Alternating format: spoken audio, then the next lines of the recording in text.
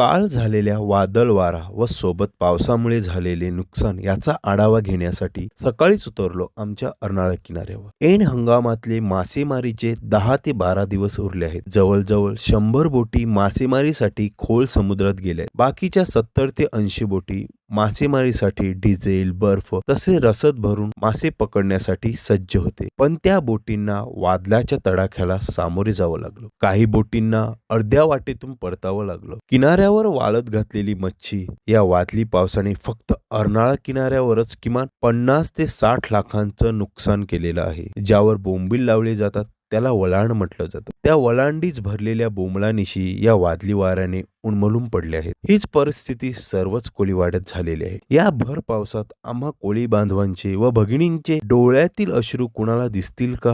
धाकटी डहाणूमध्ये बोटींचेही मोठ्या प्रमाणात नुकसान झालेलं आहे। असे लाख संकटे आली तरी मच्छीमार खंबीरपणे उभा असतो, पण सरकारकडून कधीच मदत मिळत नाही। सरकार बाकी सर्वांना नुकसानाची भरपाई देते, पण आम्हा कोळी बांधवांना सुद्धा एक मदतीची अपेक्षा आहे। ती कधी पूर्ण होईल का? ह्यावर तुमच्या प्रतिक्रिया कॉमेंट मध्ये नक्की कळवा।